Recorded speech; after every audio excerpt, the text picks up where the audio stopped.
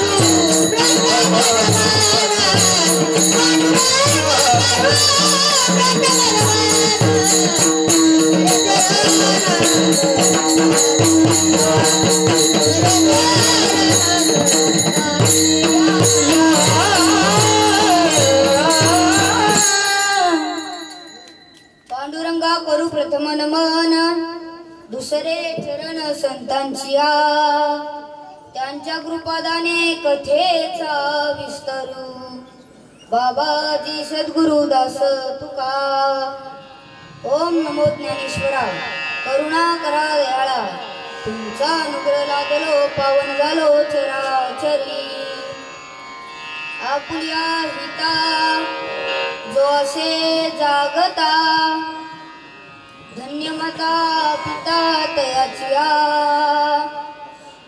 प्रस्तुत प्राप्त प्रसंगी कीर्तन रूपे सेवे करता निवडलेला अभंग श्री संत श्रेष्ठ देहुनिवासी जगद्गुरु तुकोबऱ्यांचा असा हितपर प्रकरणातील 4 चरणाचा अभंग आजच्या सेवेकरता निवडलेला आहे।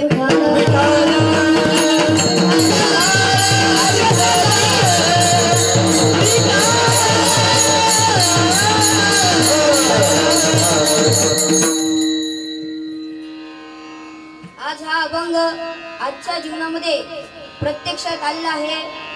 असे आपल्या हिताच्या ठिकाणी जागा असणारे इतर सर्व लोक आहेत। माझे आजोबा ज्यांनी आग्रह केलं, माझे आजोबा व बाबा, माझे आजोबा व बाबा आपले हे चिंचोळचे महाराज जनार्दन महाराज व जनार्दन महाराज पाटील व माझे नाता महाराज म्हात्रे यांनी माझी तारीख घेतली। यांच्या आग्रहास्त मज बालास कीर्तन करण्याची, भगवंतावरती कीर्तन करण्याची सेवा मिळाली, हेच माझं परम भाग्य समजून पुढील कीर्तनाला सुरुवात करतो. विठ्ठल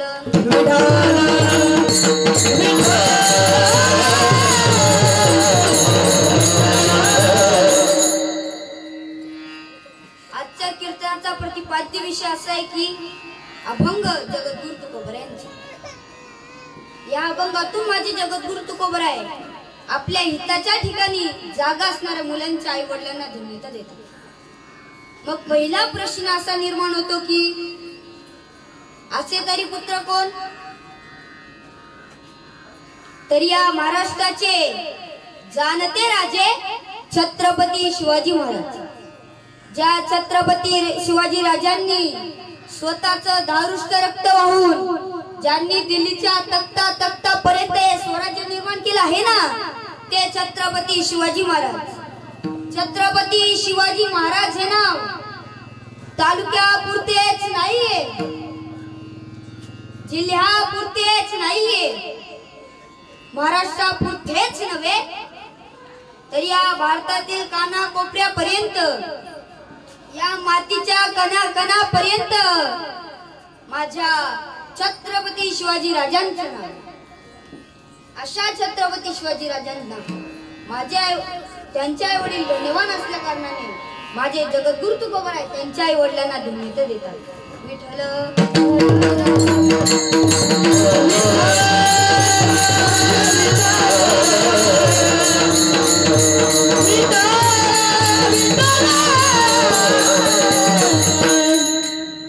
म्हणून शुद्ध विजा पोटी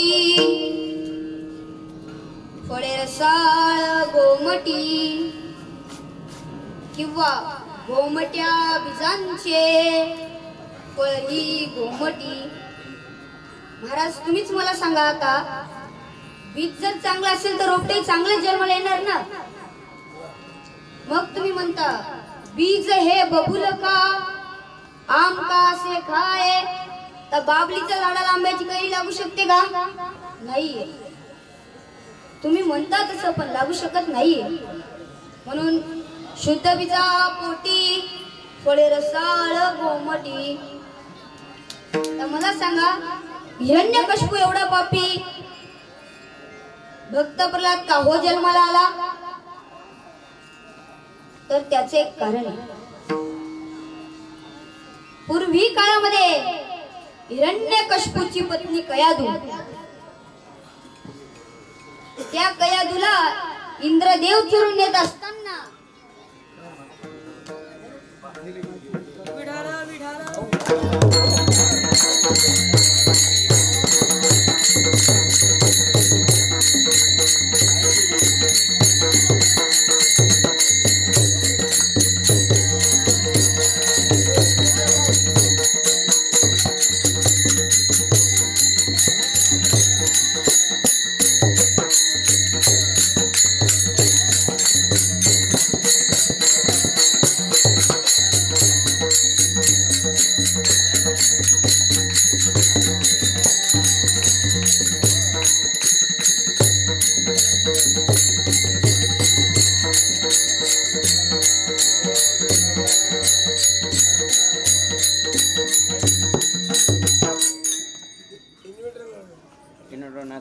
त्या कयाधूला इंद्रदेव चोरून येत असताना त्या नारदाचं लक्ष गेलं. कुणाचं लक्ष गेलं? नारदाने हाक मारून सांगितली, ए इंद्र, अरे ती महान पतिव्रता आहे. आता हिरण्यकशिपूची पत्नी कोण होती? ती महान पतिव्रता होती. ती तिथेच सोड. तिने जर श्राप दिला ना तर तू जणू खाक होशील. तर का तुका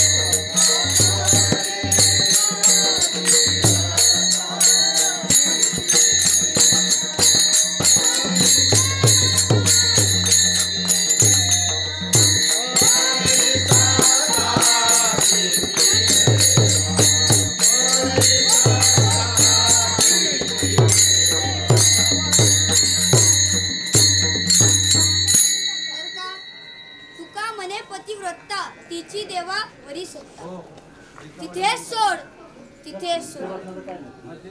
आणि ती नारदाच्या आश्रमामध्ये जाऊन ठेवलं. नारदाच्या मुखामध्ये माझ्या भगवान श्री परमात्म्याचं अखंड नामचिंतन चालू होते. तुम्हाला तर माहितीच असेल, भगवान श्री परमात्म्याचं अखंड नामचिंतन चालू. त्या नामचिंतनाचा परिणाम गयादूच्या पोटात असणाऱ्या भक्त प्रल्हादावरती झाला. तरी मी सांगत नाहीये, माझे भगवान श्री ज्ञानोबराय हरिपाठामध्ये वर्णन करतात. कृष्ण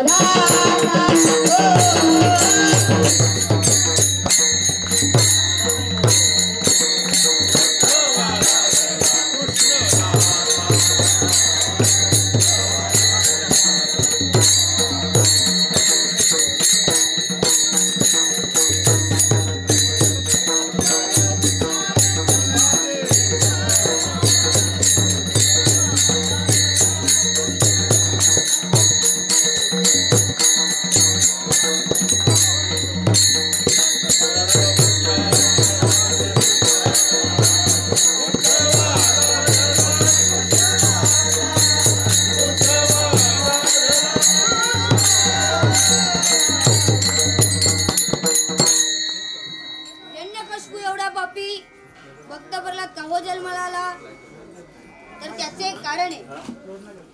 त्याची आई पुण्यवंत. म्हणून सुशेल मात्र पुण्येन पित्र पुण्येन चतुरता, दातांश पुण्येन आत्म पुण्येन सौभाग्यता. शीलवान पुत्र जन्माला येण्यासाठी आईचं पुण्य लागतं. विद्वान पुत्र जन्माला येण्यासाठी बापाचं पुण्य लागतं. उद्धार पुत्र जन्माला येण्यासाठी वंशाचं पुण्य लागतं. आणि भाग्यवान पुत्र जन्माला येण्यासाठी स्वतःचं पुण्य. तर त्याच्या उलट उन्मत्तो मात्र दोषेन पित्र दोषेन मूर्खता, कार्पांश दोषेन दारिद्रता. उन्मत्त पुत्र जन्माला येत असतो ना, तो आईच्या पापाने. मूर्ख पुत्र जन्माला येत असतो ना, तो बापाच्या पापाने. कंजूस पुत्र जन्माला येत असतो ना, तो वंशाच्या पापाने. आणि दारिद्र्यित पुत्र जन्माला असतो ना, तो स्वतःच्या पापाने. नाही महाराज, ज्या अर्थी शीलवान आणि विद्वान पुत्र जन्माला येत असतात ना, त्या अर्थी त्यांचे आई वडील पुण्यवान असतात. ज्या अर्थी त्यांचे आई वडील पुण्यवान असल्या कारणाने माझे जगद्गुरु तुकोबराय त्यांच्या आई वडिलांना धन्यता देतात. तर हे अभंगाचं प्रथम चरण.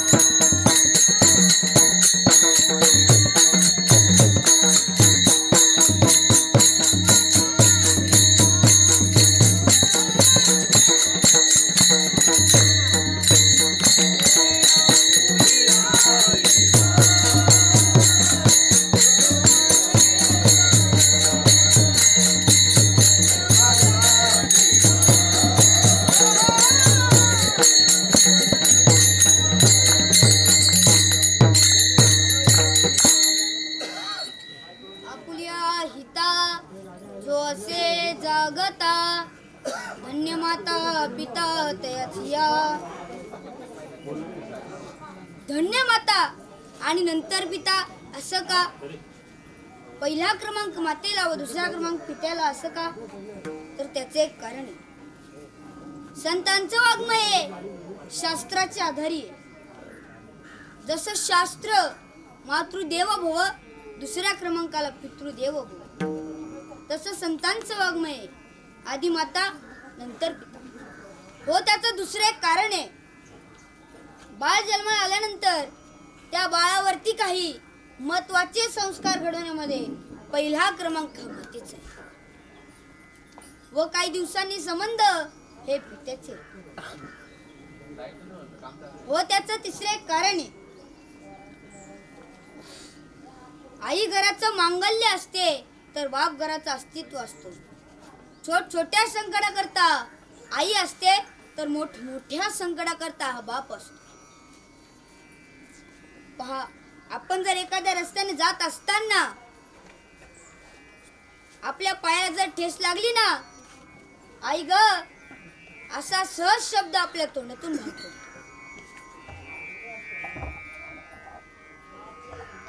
आपण जर एक हायवे पास करत असताना आपल्या अंगावर जर ट्रक आला ना,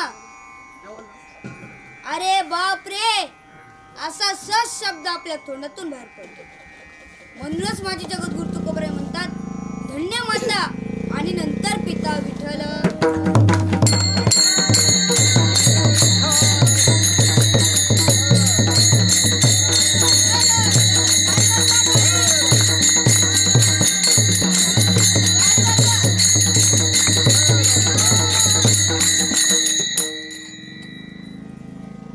प्रत्येक मनुष्याच्या जीवनामध्ये आई वडील हेच त्यांचे देवते.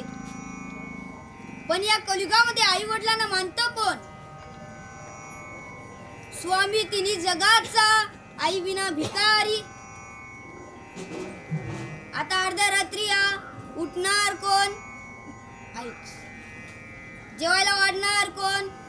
आईच. सर्व कामे घरातली करणार कोण? आईच. पप्पा जेवायला बसला, 2 घास खाल्ला आणि आपल्या आईला विचारलं, कोणी केली भाजी? आपल्या आईने काही बोललं नाही, कारण काही बोलावं पप्प्या ताटावून उठून जाईल. एवढा मोठा घोरपाप कुठेच नाहीये. प्रत्येक आईला असं वाटतं आपला बाल ताटावून उठून नये म्हणून. पप्प्या पुन्हा आपल्या आईला विचारला, कोणी केली भाजी?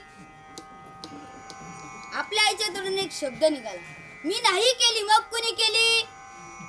तुझ्या बायकोनं केली. अगं माझ्या बायकोनं केली वय.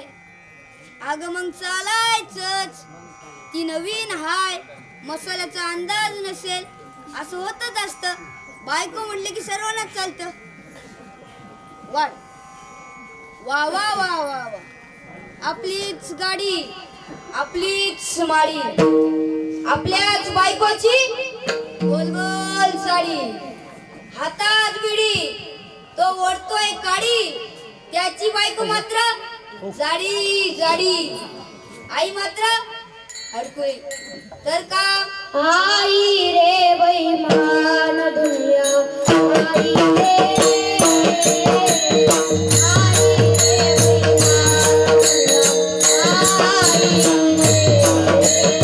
आई रे बैमान दुनिया, आई रे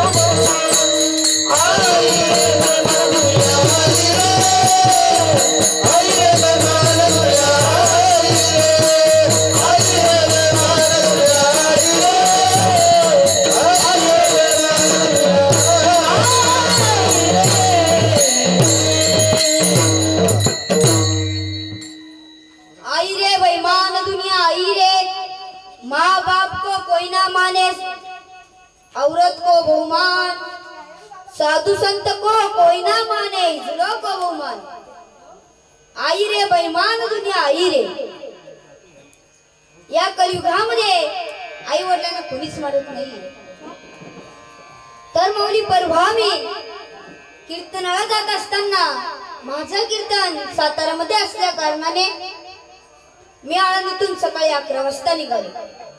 मी व माझे गुरुवारी हरिभक्तपर्यंत श्री स्वर सम्राट भाऊसाहेब महाराज पाटील झाऊरकर व 2 कलाकार आम्ही सर्वजण जात असताना पुण्यामध्ये दुपारी 2 वाजता 70 वर्षाची डोळ्याला चष्मा, हातात काठी, गुडघ्यापर्यंत लुगडं नेसलेली, पायात चप्पल नसलेली अशी ती 70 वर्षाची आजी।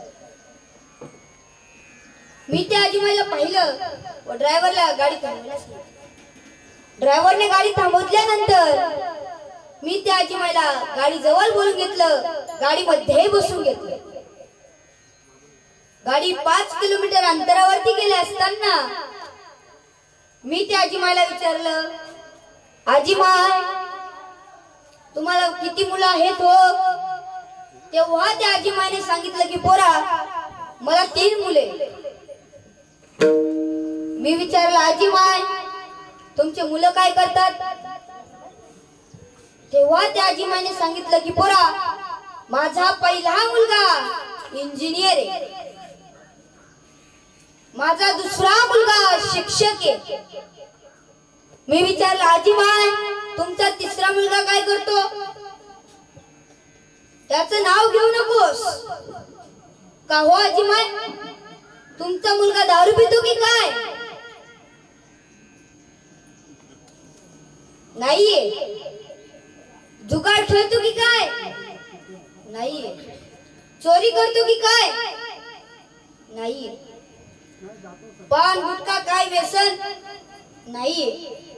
मग आजीमाई तुमचा तिसरा मुलगा नेमकं करतो तरी काय? तेव्हा त्या आजीमाईने सांगितलं की पोरा माझा तिसरा मुलगा तुझ्यासारखं रोज एक गाव कीर्तन करत बोंबलत फिरतो। तेव्हा मला कळालं की मी पण रोज एक गाव कीर्तन करत बोंबलत फिरतो। विठ्ठल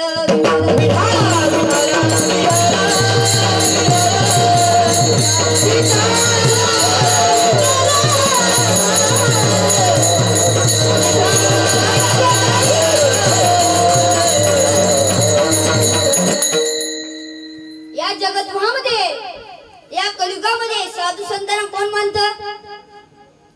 कुणाला किंमत आहे?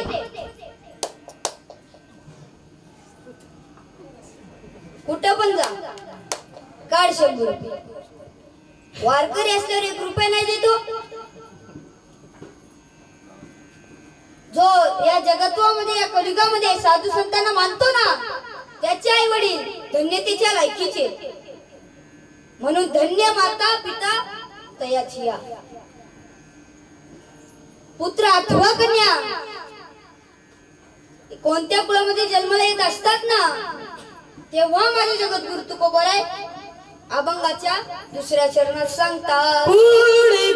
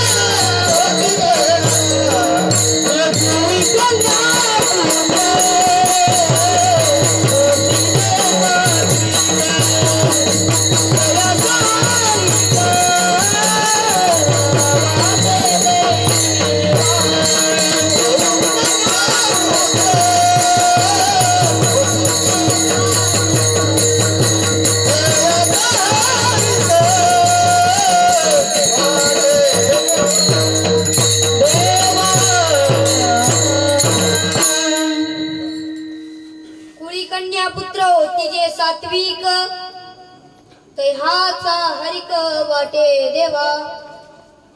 कुळी कन्या आणि नंतर पुत्र असं का? तर त्याचे कारण मातृत्वाचा पराक्रम हे पुत्राकडे आहे, पण पराक्रमाचं मातृत्व हे फक्त कन्याच करते. हो, त्याचं दुसरं एक कारण आहे. मुलगा आपल्या बापावरती प्रेम करत असतो ना, त्या प्रेमामध्ये स्वार्थ आहे.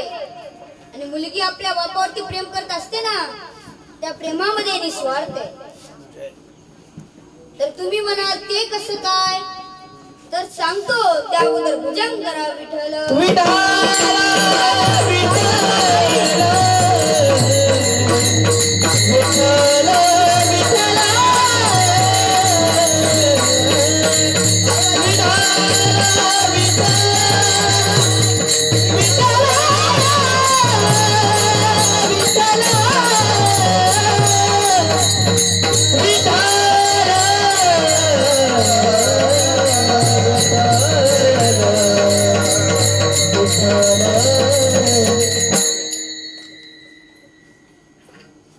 कल्पना हा करा,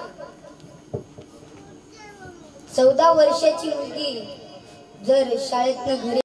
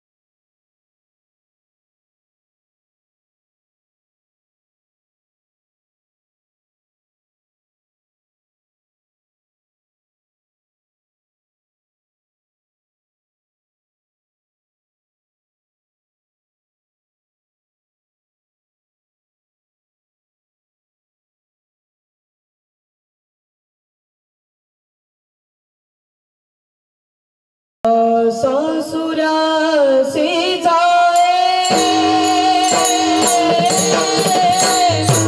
कन्या सासुरासी जाए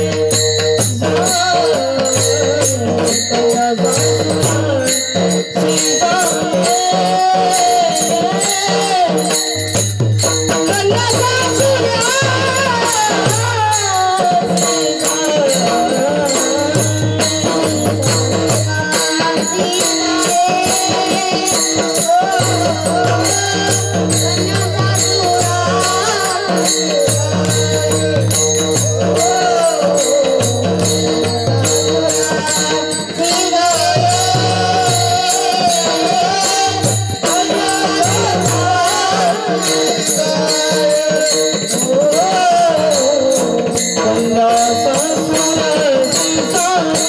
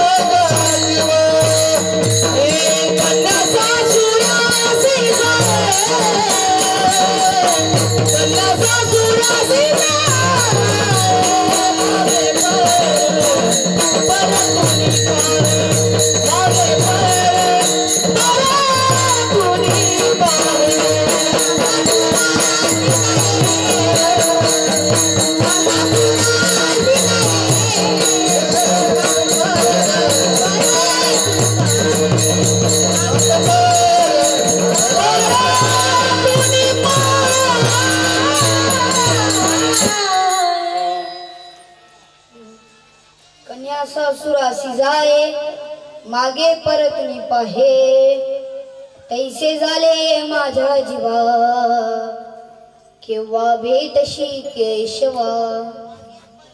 म्हणून निस्वार्थ प्रेम ही मुलगीच आपल्या बापावरती करते. कुळी कन्या पुत्र होती जे सात्विक. आता सात्विक कुणाला म्हणावं तर सांगतो त्या अगोदर भजन करा.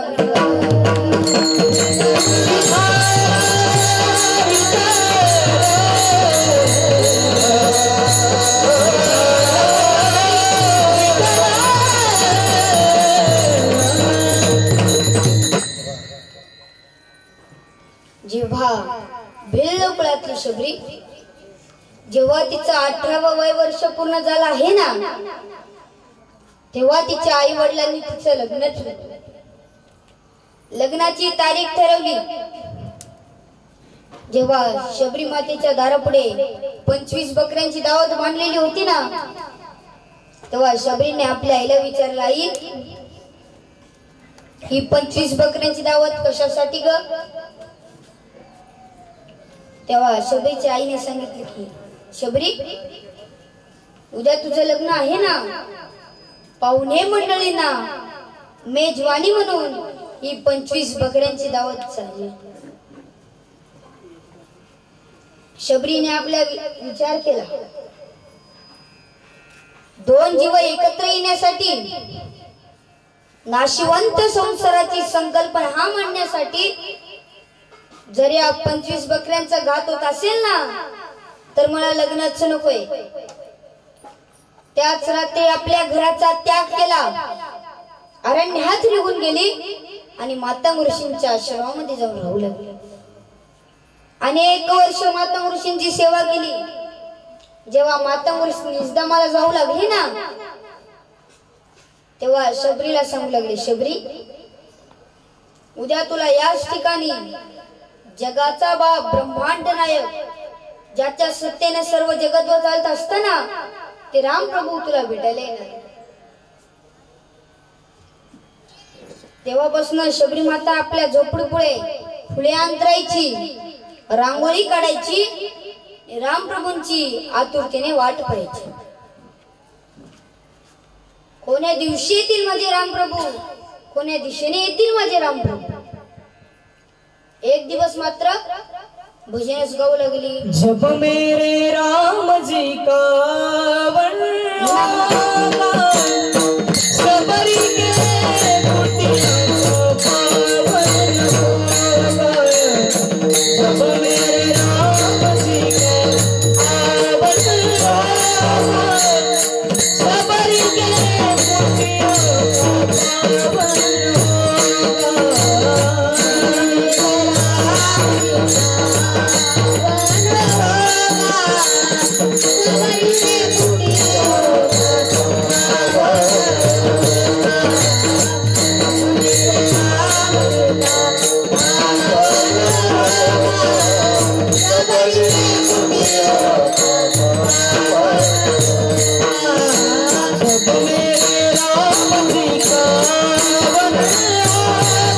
होगा, सबरी के कुटिया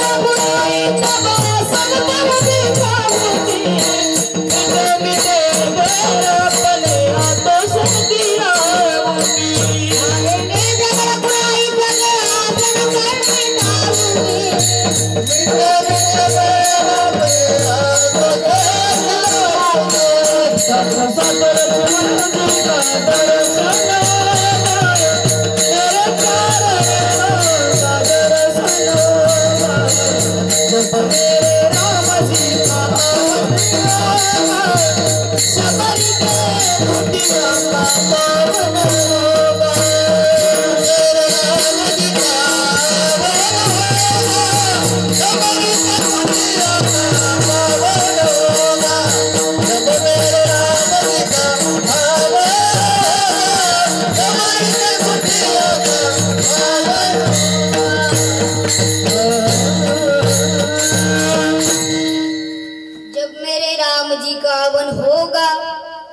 शबरी के गुटियों का पावन होगा. शबरी मात्र एवढ्यावरतीच थांबली नाहीये. ते रामप्रभूंना म्हणू लागले, तुम्ही श्रीकृष्णाच्या रूपात या, तुम्ही परशुरामाच्या रूपात या, तुम्ही कोणत्याही रूपात या, पण मला दर्शन द्या. म्हणून कभी राम बन के कभी श्याम बन के चले आना,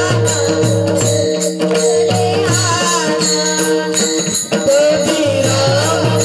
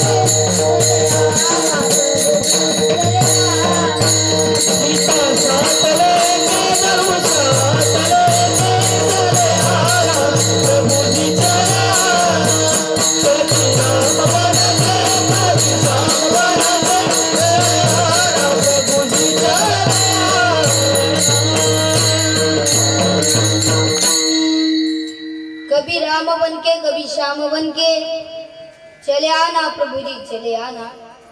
म्हणून त्या शबरी मातेला दर्शन देण्यासाठी त्या रामप्रभूंना यावंच लागलं.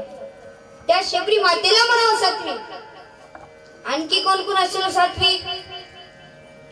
तर माऊली मी दिवाळीच्या सुट्टीमध्ये गावी जात असताना मी दर्शनाला जाऊ लागलो. माझ्या बहिणीचा मुलगा माझ्या जवळच होता. तो मला विचारू लागला, मामा मी पण येऊ का? मामा मी पण येऊ का? मी म्हणालो चल. आम्ही दोघे दर्शनाला जात असताना योग असा तिकडून एक पेट यात्रा येत होती. फुले हारे बँड बाजा मोखाट समाज अगदी सजवलेली पेट यात्रा. माझ्या बहिणीच्या मुलाने त्या पेट यात्रेला पाहिलं. तो मला विचारू लागला, मामा हे काय आहे? ओ मामा हे काय आहे? मी म्हणाल चल. आम्ही दोघे बोलत असताना ती पेट यात्रा अगदी जवळ आली. तो मला पुन्हा विचारू लागला, मामा आता अशी पेट यात्रा आहे काय आहे? मी विचार केला.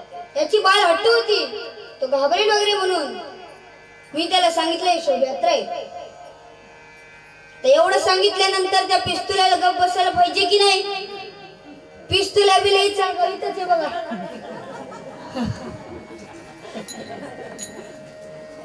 तो मला पुन्हा विचारू लागला, मामा आता अशी शोभायात्रा तुमची केव्हा निघणार? तर याला बोलाव का सात्विक? नाही, संत जनाबाई, संत तुकाराम महाराज, संत ज्ञानेश्वर महाराज यांना म्हणावं सात्विक. विठ्ठल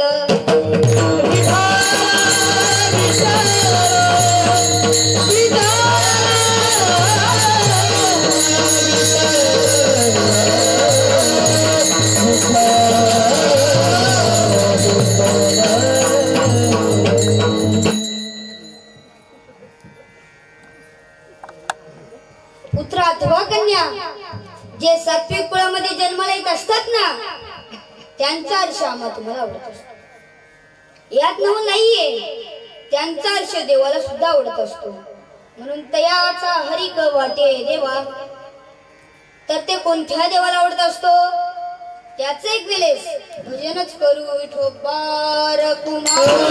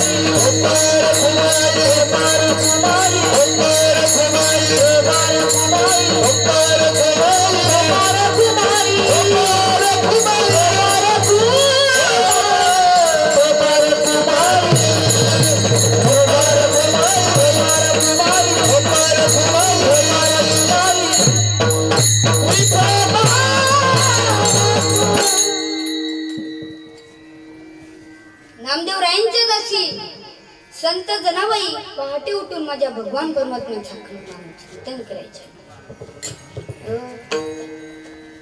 सुंदर माझे जाते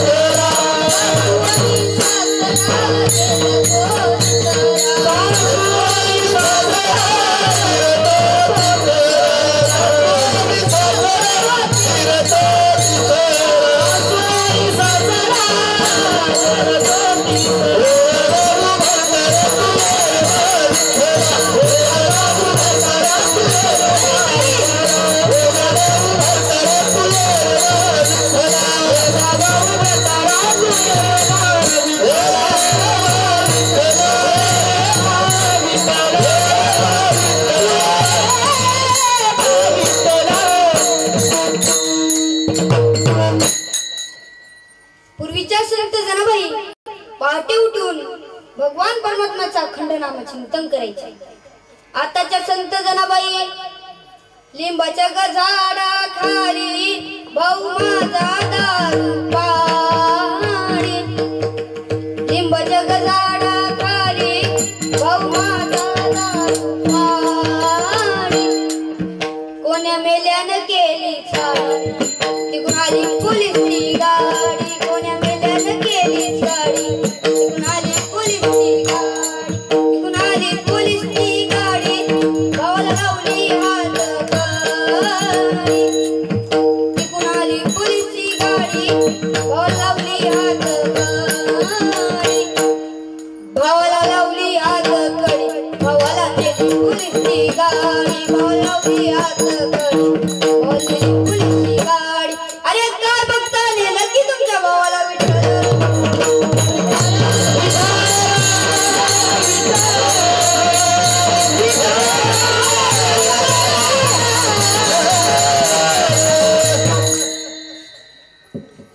पुत्र अथवा कन्या जे सात्विक कुळामध्ये जन्माला येत असतात ना त्यांचा आयुष्य देवाला आवडत असतो.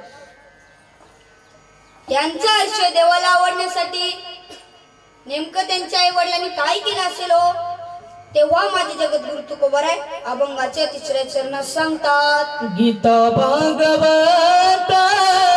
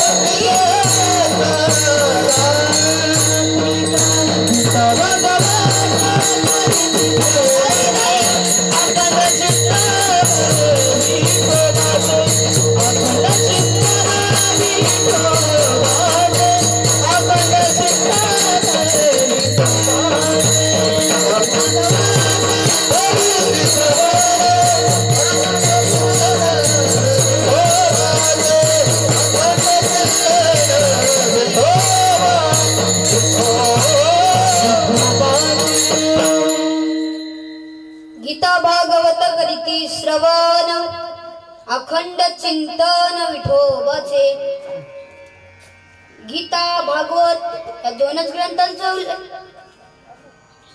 18 पुराण, 18 उपपुराण, 6 शास्त्र व 4 वेद एवढ्या ग्रंथांची प्रॉपर्टी असतानाही दोनच ग्रंथांचा उल्लेख करतात. त्याचे कारण ज्याचा ज्याचा जन्म झाला आहे ना त्याला एक ना एक दिवस मरावंच लागणार. ज्याला ज्याला मरावं लागणार आहे ना त्याला मरेपर्यंत जगावं लागणार. आता मरेपर्यंत कसं जगावं या प्रश्नाचं उत्तर गीतेत आहे. आणि जगणं संपलं म्हणजे कसं मरावं ह्याच्याकरिता भागवत आहे विठ्ठल.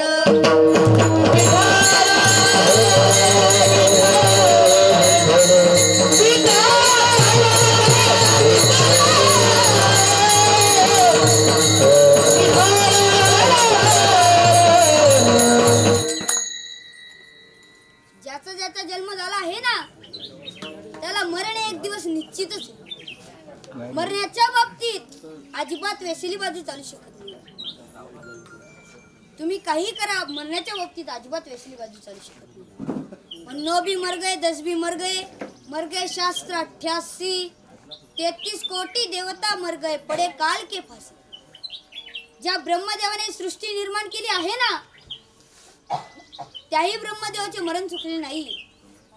मी सांगत नाहीये, माझे भगवान श्री ज्ञानोबा ज्ञानेश्वरी मध्ये सांगतात. दैसे थोरवीचे मानोप्पा हेप्पा जो सृष्टीविधांचा साठोप्पा तोही पुनर्वतीची मापसिंग झाला. मग त्या ब्रह्मदेवाचे आयुष्य किती 2000 परत वर्ष आयुष्य. ते म्हणजे एकम दहम शतम सहस्त्र दशसहस्त्र लक्ष 10 लक्ष कोटी 10 कोटी अब्ज 10 अब्ज खर्व निखर्व महापाद्य शंकू जल्दी अन्यते मध्ये आणि परत असे 2000 परत वर्ष आयुष्य असतानाही त्याही ब्रह्मदेवाची मरण चुकली नाहीये. तुमचं आमचं आयुष्य किती अल्प आयुष्य मानवी देह शत गणिले ते अर्धरात्र खाय मद्यपालत्व बिडा रोगाक्षय काय भजनाशी उरले ते पाहेगा. आपलं आयुष्य किती 100 वर्षाचं आयुष्य. मनुष्याचं जीवन एका नदीप्रमाणे. जसं नदीला 2 किनारे असतात ना तसं मनुष्याच्याही जीवनामध्ये 2 किनारे. एक सुखाचा किनारा आणि एक दुःखाचा किनारा. मनुष्याच्या जीवनामध्ये सुखही येत असतं आणि दुःखही येत असतं. एका रस्त्याने एक पेतयात्रा जात असते ना तिच्या मागे हजारो लोक ढसाढसा रडत असतात. त्याच दिवशी त्याच वेळी दुसऱ्या रस्त्याने नवरदेव घोड्यावरती बसून जात असतो ना त्याच्या पुढे 50 तरुण आनंदाने नाचत असतात. तेव्हा नवरदेव खूप आनंदात असतो बरं का. नवरदेव जेव्हा मंडपात प्रवेश करतो ना तेव्हा ब्राह्मण बुवा म्हणतात नवरीच्या मामाला बोलवा नवरदेवाच्या मामाला बोलवा अक्षदा पोचला का मंडळी हो. ब्राह्मण बुवा म्हणायला सुरुवात करतात स्वास्ती श्री गणनायकं गजमुखं मोरेश्वरं सिद्धितं. ओ मी ते लग्न लावण्यासाठी आलो नाहीये, मी ते कीर्तन करण्यासाठी आलो. विषय निघाला म्हणून सांगावंच लागलं. सुख से अनंतरं दुःख दुःख से अनंतरं सुख सुखानंतर दुःख आणि दुःखानंतर सुख हे तर मनुष्याच्या जीवनामध्ये येतच असतात. विठ्ठल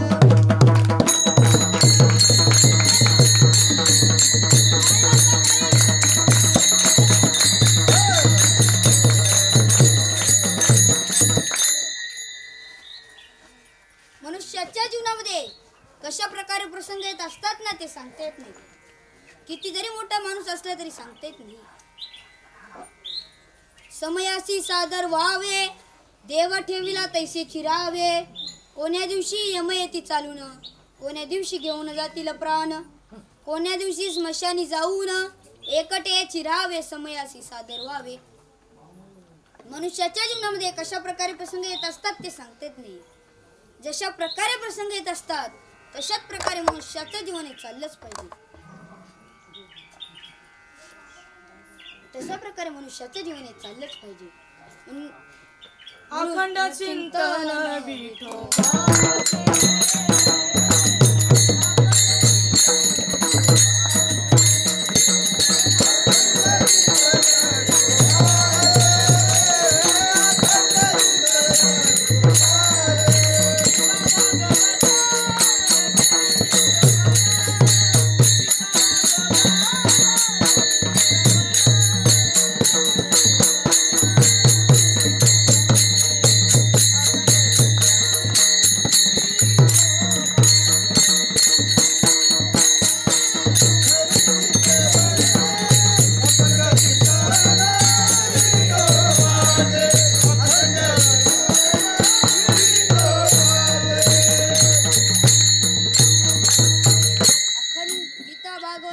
श्रवण अखंड चिंतन विठोबाचे. आता मला काही साधक मंडळीने प्रश्न केला, अखंड नाम चिंतन विठोबाचे केल्यामुळे त्यात आमचा फायदा काय? त्यासाठी तुम्हाला एक दृष्टांत सांगतो म्हणजे तुमच्या लक्षात येईल. एका गावामध्ये श्रीमंत घर, गडगंत संपत्ती. गावाच्या बाहेर घर. त्या घरामध्ये चोरी करण्यासाठी 4 चोर शिरले.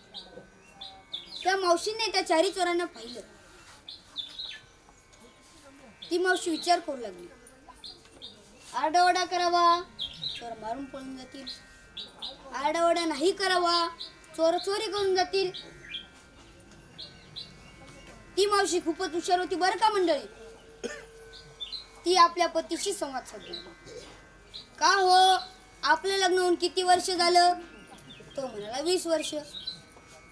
ती म्हणाली, का हो, आपलं जर लग्न होऊन 20 वर्ष झालं असेल ना, आपल्याला एखादा मुलगा नाहीये, जर आपल्याला भगवान परमात्म्याच्या कृपेने एखादा मुलगा झाला ना, त्याचं नाव काय ठेवायचं? तो म्हणाला हैदर. ती म्हणाली, का हो, माझा जर हैदर कुठे बाहेर क्रिकेट खेळण्यासाठी गेला असेल ना, तर मी त्याला कशी हाक मारायची? दाखवू का तुम्हाला? तो म्हणाला दाखव. ती दारावरती गेली आणि हाक मारू लागली, हैदर, अरे हैदर, इधर आ जाओ बेटा, इधर आ जाओ. पण योग असा, त्या घराच्या शेजारी होती पोलीस चौकी. त्या पोलिसाचं नाव होतं हैदर. तो हैदर नावाचा पोलीस गावातच आला. त्या मावशीला विचारू लागला, मावशी, रात्रीचे 2 वाजलेले आहेत, तुम्ही मला इथे कशासाठी बोलवलं? ती मावशी हात जोडून सांगू लागली, साहेब, माझ्या घरामध्ये चोरी करण्यासाठी 4 चोर शिरले. त्या 4 चोरांच्या दारूतून मला वाचवा. हैदर नावाच्या पोलिसाने एकाच शिट्टी वाजवली, 10 पोलिस धावतच आले. त्या 4 चोरांना ताब्यात घेतले. जसं त्या मावशीने हैदर नावाचा आधार घेतल्यामुळे त्या 4 चोराच्या दारूतून सुटू शकली की नाही, तसंच आपण अखंड नामचिंतन विठोबाचे केल्यामुळे कळी काळाच्या दारूतून का सुटू शकत नाहीये. म्हणूनच म्हणायचं अखंड चिंतन विठोबाचे. जे गीता आणि भागवत या 2 ग्रंथांचं श्रवण करत असतात ना, आणि अखंड नामचिंतन विठोबाचे करत असतात ना, त्यांची सेवा मला घडावी हेच माझे जगद्गुरु तुकोबाराय अभंगाच्या शेवटच्या चरणात सांगतात. तुका म्हणे माझा जाणू त्यांची सेवा, तुका म्हणे माझा त्यांची सेवा, तुका म्हणे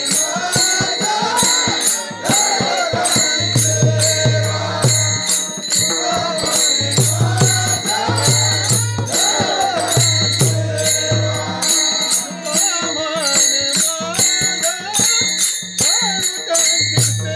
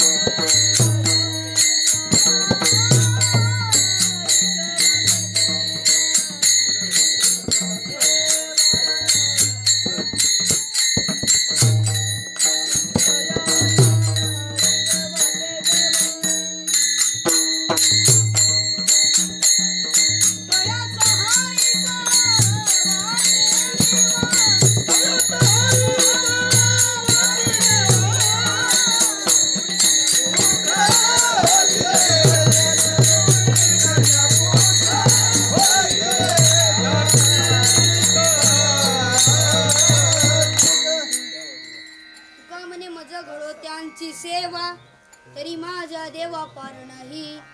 कुळी कन्या पुत्र होती जे सात्विक तयाचा हरिक वाटे देवा. ज्ञानेश्वर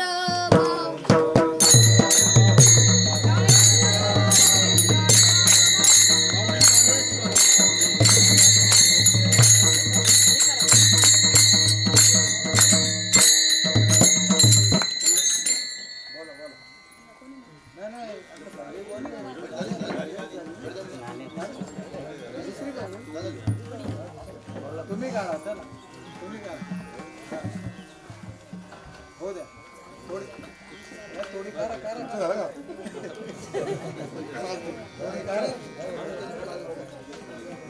थोडी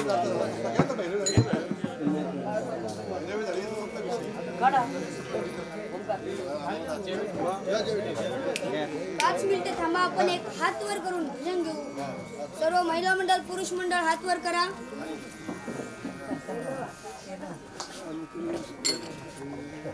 बघा केले का सगळे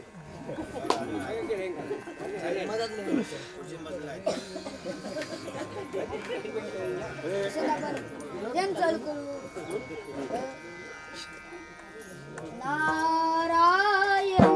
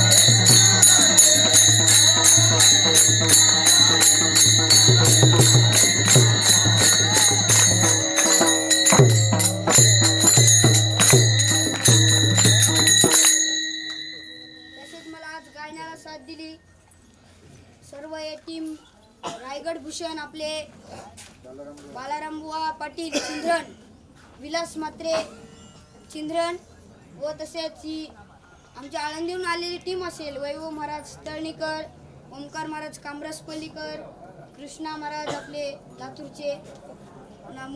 मला पक्वादाला साथ दिली मृदुंगाचार्य आपले हर्षवर्धन महाराज मुंबईकर. तसेच सुरूला माझ्या मामांनी सुद्धा साथ दिली. राजेश महाराज गोडविंदे यांनी सुद्धा मला पक्वादाला साथ दिली, त्यांचा मी आभार मानतो. व तसेच माझे गुरुवारी हरिभक्तपरायण श्री स्वर सम्राट भाऊसाहेब महाराज पाटील झाऊरकर व तसेच आपले विनेकरी बाबा, तसेच आपले टाळकरी व हे आपले पुरुषोत्तम महाराज नाटवकर आणि जनार्दन महाराज पाटील, नाता महाराज म्हात्रे यांनी मला आग्रह केलं. त्यांच्या वतीने मला भगवंतावर कीर्तन करण्याची सेवा मिळाली. व तसेच माझे गुरुवारी हरिभक्तपरायण श्री स्वर सम्राट भाऊसाहेब महाराज पाटील झाऊरकर व माऊलींच्या चरणी मी समर्पित करतो. जय विठ्ठल जय जय जय